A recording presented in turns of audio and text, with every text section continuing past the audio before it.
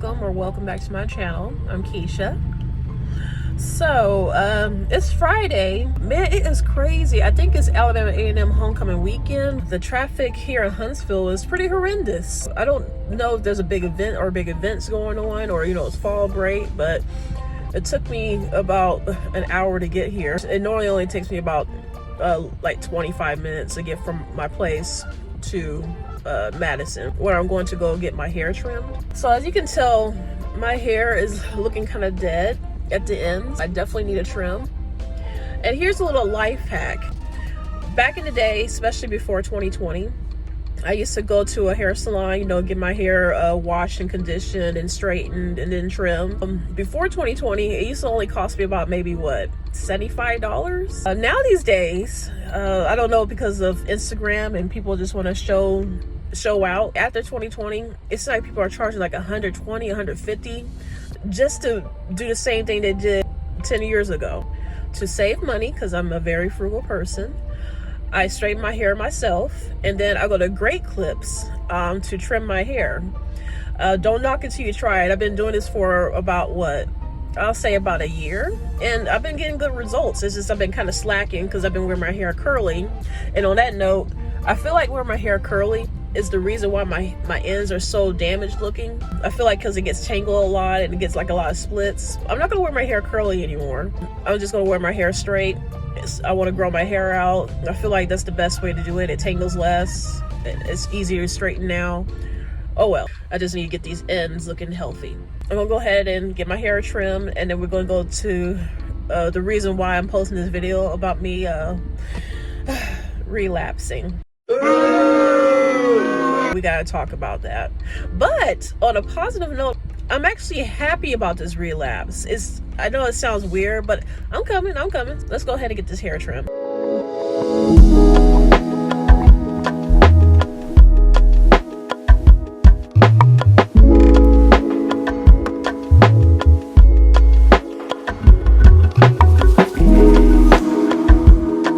I was thinking about getting bangs in the future.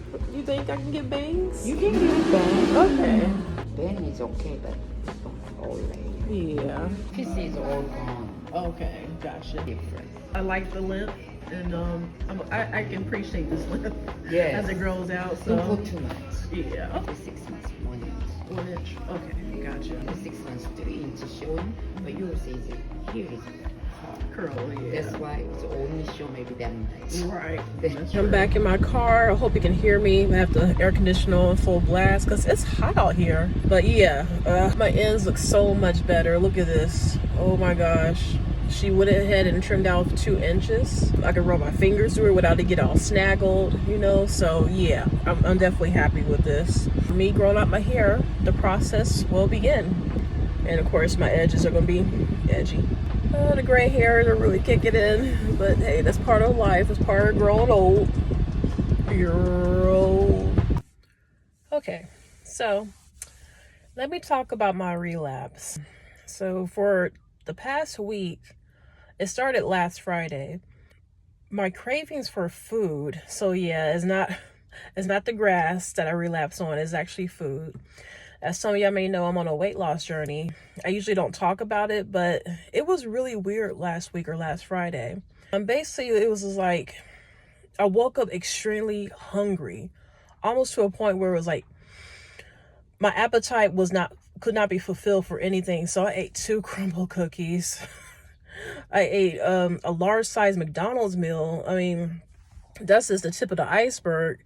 And I was snacking like all day. And it wasn't just that day, the weekend. So Saturday, I was eating more restaurant food. Had this delicious pumpkin cheesecake at this Italian restaurant. I mean, the list goes on and on. And then I went to go visit my parents. My mom, she cooked this big meal like it was Thanksgiving. So, but they had company over. But still, it was just like that. I ate a lot in the past week. I remember feeling so bad about it. Like, what is going on, Keisha? Like, you've been on this good track of eating less, working out, and then you relapse. So when I did this in the past, on a weight loss journey, I used to just give up.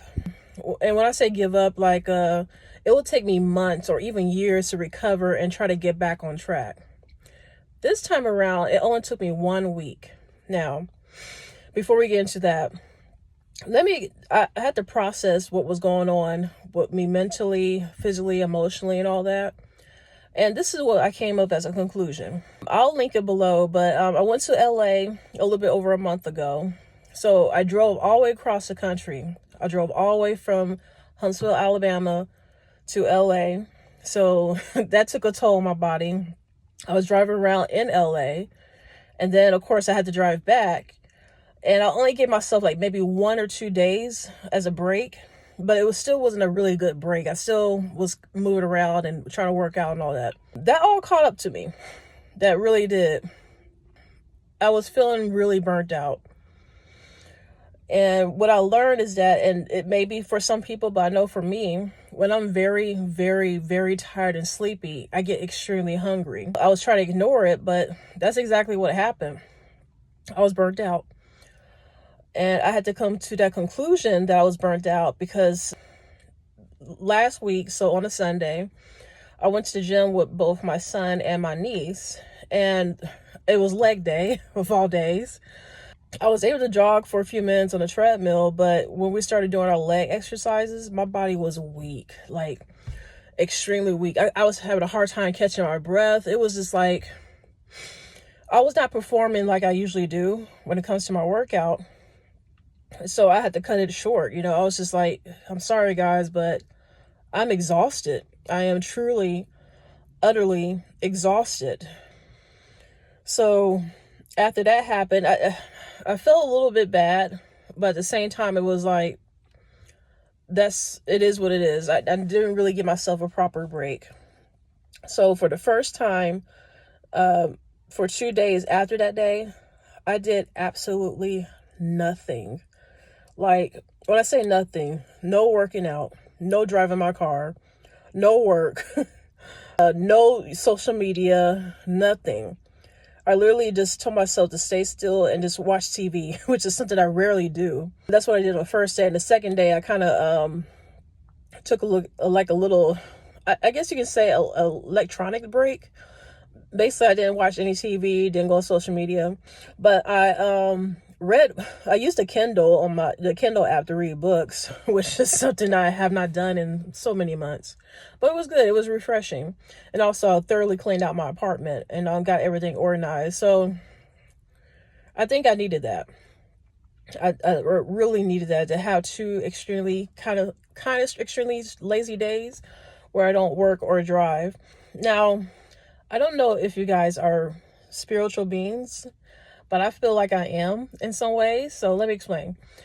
Now, I feel like those were the symptoms of me having a burnout, I should say, on a human level, on a physical level. But spiritually, I feel like there was something interfering with my mindset. What I come to learn is that when you put yourself out there, meaning that, you post on social media, you share your voice, your talent, your wisdom, whatever the case may be, your gift, things like that, you're going to inspire people and trigger people. People that are inspired, that's great, but sometimes the energy of people that are triggered or angry with you for speaking your truth or putting yourself out there can be extremely strong, to the point where they're sending energy out for you to fail or to stop. And I know it sounds weird to say out loud. I know for sure with some of the videos I posted, the way I show up for myself, the way I love myself online, things like that, or show respect for myself, put it that way. The way I show respect for myself can trigger some people, especially friends and family members. They really, and I have to tell myself, it's not something that you're doing. Don't take it personally. It's hard, but don't take it personally. What you're doing is showing them a reflection of what they should be doing, or a reflection of what they feel like you don't deserve to do, because of how they were comfortable with you being who you were. Sometimes our energy is so strong, it's almost like they're not there, but they're pulling on you to go back. They just want you to stop. Like literally a week ago when I started my binge eating and all that stuff, that energy was so strong that I even for 5 minutes I was thinking about smoking again. I mean, that was it was so strong. It was weird because again, when it comes to like food addiction or even just, other addictions, the longer you go without doing it, the easier it gets, right? So it's been a while for me since I did it. It's been a long time. So the desire to do it is not as strong. But that day, it was super duper strong. It was extremely weird. It wasn't like I was stressed out. I mean, again, I was sleeping, but I wasn't going through like a super stressful situation per se. But I just kind of, even though I had that urge, I just like, okay, Keisha, let's just keep working and see what happens. So I kept working and the urge just really went away quickly, which is a first. And in the past, when I had an urge to smoke again, the urge was so strong that I just kind of cave in, and it didn't take me long. But this time my brain was like, no. And you know why? What really helped me to say no is I feel accountable to you guys.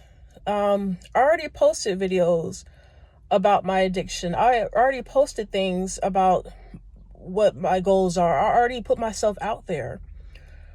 So I owe it to you guys to keep going. And I owe it to myself, of course. I owe it to everyone. So that's what motivated me, is that I had to remember that I've gone this far.